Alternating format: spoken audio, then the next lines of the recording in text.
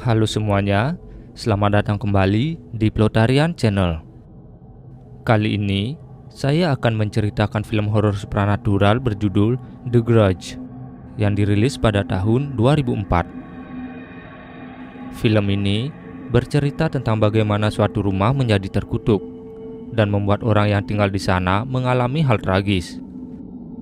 Nantinya, seorang wanita bernama Karen Davis akan berusaha mencari tahu masa lalu kelam yang pernah terjadi di rumah mengerikan itu.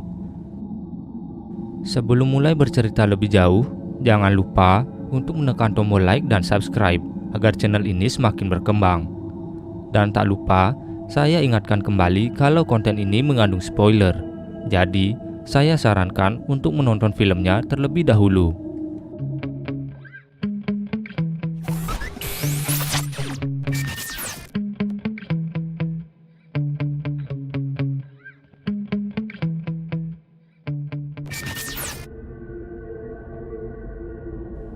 Di awal film, kita diperlihatkan narasi yang memberitahu kutukan yang tercipta dari orang yang kehilangan nyawanya dalam keadaan marah atau sedih. Siapapun yang berjumpa dengan kutukan itu akan termakan oleh amarahnya.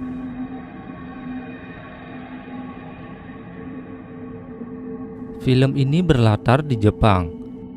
Dimulai dari Maria dan Peter yang baru saja terbangun. Tanpa alasan yang jelas, Peter tiba-tiba saja melompat dari balkon kamar mereka yang berada di lantai atas.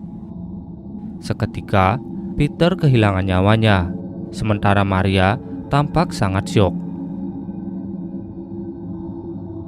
Beberapa tahun kemudian, scene memperlihatkan Yoko yang bekerja sebagai petugas kesehatan sedang berada di rumah nenek bernama Emma yang tinggal sendirian dan mengalami demensia. Seperti biasanya, selain memeriksa kesehatan Emma, dia juga bertugas untuk membereskan rumah yang tampak berantakan. Tapi, dia mendengar sesuatu dari lantai atas. Merasa penasaran, Yoko akhirnya memeriksa sampai menemukan loteng. Tiba-tiba saja, sesuatu menyerang Yoko, menyeretnya ke atas sampai tak terlihat lagi. Scene kembali berpindah ke Karen, peserta pertukaran pelajar dari Amerika yang sedang bekerja paruh waktu di sebuah pusat kesehatan. Dan kekasihnya Doug adalah seorang mahasiswa arsitektur. Mereka berdua baru saja mendapat kesempatan pindah ke Tokyo, Jepang demi cita-cita mereka. Saat Doug berangkat untuk berkuliah, Karen yang baru sampai di kantor langsung mendapat tugas pertama dari atasannya yang bernama Alex. Alex memberitahu kalau sebenarnya itu adalah tugas Yoko. Tapi pagi itu Yoko tak bekerja dan tak bisa dihubungi. Jadi untuk sementara waktu Karen diminta membackup pekerjaan Yoko mengurus Emma. Walau sedikit kesusahan mencari lokasi rumah Emma, namun akhirnya Karen berhasil sampai. Saat masuk, dia langsung mengurus nenek itu dan memberitahu kalau dia pengganti sementara. Setelah merawat dan membersihkan Emma, Karen melanjutkan pekerjaannya untuk membersihkan rumah yang lagi-lagi tampak berantakan. Saat memeriksa ke sebuah kamar, dia melihat kalau ada lemari yang dilakban. Dan saat dibuka, dia melihat sebuah buku dan seorang anak kecil yang mengaku bernama Toshio. Karen pun bergegas menelpon Alex dan memberitahu apa yang dia lihat. Masalahnya, Emma sama sekali tak bisa diajak bicara. Jadi, Karen meminta Alex untuk datang ke sana.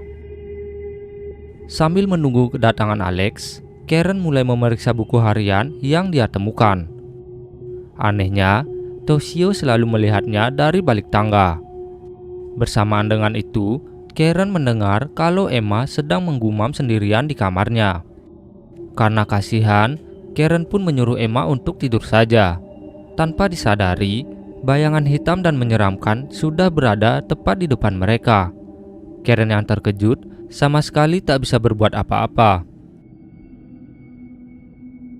Scene langsung berpindah pada saat Emma bersama anak dan menantunya berada di rumah itu untuk pertama kali. Sejak berada di kamar terkutuk itu, Emma mulai menjadi pendiam. Yang lebih disayangkan adalah mereka bertiga tak diberitahu tentang kisah kelam yang pernah terjadi pada penghuni sebelumnya. Suatu ketika, Jennifer mendapati kalau rumahnya tiba-tiba berantakan. Awalnya, dia mengira itu adalah ulah Emma. Namun, setelah ditelusuri, dia malah sampai hingga ke kamar atas. Malamnya, saat Matthew pulang bekerja, dia juga terkejut melihat kalau rumahnya berantakan. Takut terjadi sesuatu, dia pun berusaha mencari Jennifer dengan menanyai Emma. Sayangnya, sang ibu bertingkah aneh dan tak bisa diajak bicara. Setelah mencari ke seisi ruangan, Jennifer akhirnya ditemukan dalam keadaan berbaring di kasur dan tak bisa bicara atau menggerakkan tubuhnya. Ditambah, di sana juga terlihat penampakan Toshio yang mengeluarkan suara mirip kucing dan tiba-tiba langsung menyerangnya. Waktu kembali berpindah saat Alex akhirnya sampai di rumah Emma. Melihat Emma telah tiada dan kondisi Karen yang syok, Alex pun memanggil petugas kepolisian dan ambulans untuk datang ke sana. Detektif Nakagawa yang saat itu bertugas langsung menanyai tentang apa yang sebenarnya terjadi, termasuk keberadaan Matthew dan Jennifer yang tiba-tiba menghilang tanpa kabar. Setelah memeriksa Alex, Nakagawa melanjutkan penyelidikannya sampai ke loteng. Di sana, dia dan sang asisten menemukan tubuh Matthew dan Jennifer sudah dalam keadaan membusuk. Beberapa waktu berlalu, Karen akhirnya terbangun di sebuah rumah sakit. Doug juga ada di sana untuk menenangkan Karen yang tampak sedih. Sebaliknya, Karen memberitahu kalau ada sesuatu di rumah itu.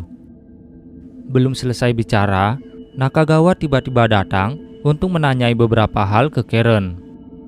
Setelah Doug pergi, Nakagawa mulai menanyai Karen tentang Toshio, anak kecil yang ia temui. Setelah itu, Nakagawa memberitahu kalau tubuh Matthew dan Jennifer telah ditemukan di atas loteng, dan sepertinya Matthew lah pelakunya. Selain itu, adik Matthew yang bernama Susan juga menghilang tanpa kabar. Kamar apartemennya juga terkunci dari dalam, tapi saat diselidiki, Susan tak ada di sana. Karena kasusnya semakin aneh, Nakagawa menyuruh asistennya untuk mencari rekaman sebelum Susan menghilang. Shin kembali berjalan mundur untuk memperlihatkan Susan yang sedang bekerja. Saat ingin pulang, dia mulai merasa kalau ada yang mengikutinya. Dengan tergesa-gesa, Susan pun kembali ke apartemen dan terus mencoba untuk menghubungi Matthew. Namun, suara yang ia dengar di telepon bukanlah suara Matthew, melainkan suara seseorang seperti sedang tercekik. Karena semakin takut dan panik, Susan pun bersembunyi di tempat tidurnya. Tapi, dia malah diserang oleh sosok seorang perempuan dan akhirnya menghilang begitu saja. Kembali ke Karen dan Doug. Setelah pulang dari rumah sakit, Karen mulai terlihat aneh dan selalu mengatakan kalau dirinya ingin cepat pulang kembali ke negaranya saja. Teror selanjutnya dialami oleh Alex. Saat pulang dari bekerja, dia juga berhadapan dengan sosok menyeramkan dengan rahang bawahnya yang sudah tak ada. Di sisi lain, karena masih penasaran, Karen mencoba menemui Maria dan bertanya tentang kejadian yang menimpa Peter. Masalahnya, Maria masih sangat terpukul atas kehilangan sang kekasih. Dan walau sudah menyewa tim investigasi swasta, dia masih tak menemukan alasan mengapa Peter mengakhiri hidupnya sendiri. Selain itu, Maria juga memberikan koleksi foto Peter saat dulu masih hidup. Ketika diperiksa dengan seksama, Karen pun sadar kalau ada sosok wanita misterius yang selalu tampak di setiap foto. Dari temuan itu, Karen dan Maria menyimpulkan kalau memang ada hal janggal yang tak bisa mereka jelaskan. Untuk mengetahui lebih banyak, Karen pun melanjutkan perjalanannya untuk bertanya ke Nakagawa. Dan yang mengejutkan, Nakagawa juga percaya kalau Peter tak mungkin bunuh diri begitu saja tanpa alasan. Nakagawa melanjutkan kalau 3 tahun lalu telah terjadi pembunuhan di rumah itu. 3 teman Nakagawa yang menjadi investigator juga akhirnya harus kehilangan nyawa mereka secara misterius. Menurut kepercayaan Jepang, kalau seseorang kehilangan nyawanya dalam keadaan marah atau sedih yang teramat, emosinya akan tetap hidup dan sebuah kutukan akan tercipta di tempat mereka menghembuskan nafas terakhirnya. Siapapun yang bersentuhan juga akan mengalami kesialan, termasuk Peter, keluarga Matthew, atau bahkan Nakagawa dan Karen pun bisa mendapatkan hal yang serupa. Malamnya, Nakagawa ingin menyelesaikan kasus itu sendirian. Dengan membawa jerigen berisi minyak, dia berniat untuk membakar rumah itu agar tak ada lagi orang yang menjadi korban. Sayangnya, dia bertemu dengan Toshio, dan seketika dari belakang seseorang langsung menyerangnya, menenggelamkan kepala Nakagawa ke bathtub hingga nafasnya terhenti. Beralih ke Karen, dia mendapat pesan suara dari Doug yang mencarinya seharian karena telah menghilang. Karen akhirnya mengetahui kalau Alex dan Yoko telah ditemukan dalam keadaan tak bernyawa. Doug yang khawatir malah pergi ke rumah terkutuk itu. Di sisi lain, Karen yang tahu seberapa bahaya rumah itu langsung menyusul ke sana. Setelah sampai, Karen mendapat penglihatan saat Peter baru saja tiba di sana. Jadi, nama hantu perempuan yang selama ini mengganggu mereka adalah Kayako. Saat masih hidup, Kayako merupakan seorang istri dan juga ibu dari Toshio. Walau begitu, dia diam-diam menyukai Peter, dan semua perasaannya dia tulis dalam sebuah buku diary. Peter yang ingin memeriksa keadaan Kayako malah menemukannya dalam kondisi tak bernyawa lagi, dan sang suami berakhir dengan menggantung dirinya sendiri. Waktu kembali ke saat sang suami tak sengaja menemukan buku diary milik Kayako. Karena marah, dia pun langsung menghabisi sang istri, dan kejadian itu disaksikan langsung oleh Toshio. Tak sampai di situ, setelah menghabisi Kayako, dia juga langsung menghabisi Toshio di bathtub. Kembali ke Karen. Setelah melihat semua itu, dia pun bergegas ingin membawa Doug yang sudah dalam keadaan tak berdaya pergi dari sana. Tapi Kayako yang perlahan turun dari tangga langsung memegangi kaki Doug lalu merangkak naik ke tubuhnya. Dan Doug pun kehilangan nyawa tepat di depan Karen. Sebaliknya, Karen yang sudah terlanjur ketakutan tak bisa pergi ke mana-mana lagi.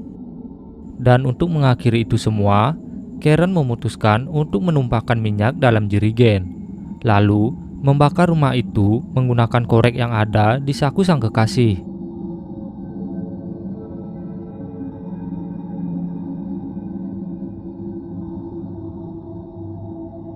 Di akhir cerita, setelah kejadian itu, Doug ditemukan dalam keadaan tak bernyawa, sedangkan Karen mengalami banyak luka di tubuhnya. Tak sampai di situ, Kayako ternyata tetap mengikuti Karen, bahkan walau rumah terkutuk itu telah dibakar habis. Begitulah akhir dari The Grudge, sebuah film tentang kutukan yang mendiami sebuah rumah yang ada di Jepang. Siapapun yang mencoba bersentuhan dengannya akan mengalami kesialan, bahkan harus kehilangan nyawa mereka. Walau dirilis pada tahun 2004, nyatanya film ini tetap menyeramkan untuk ditonton. Apalagi jika kalian mendengar suara kucing Toshio atau suara menyeramkan yang dikeluarkan Kayako.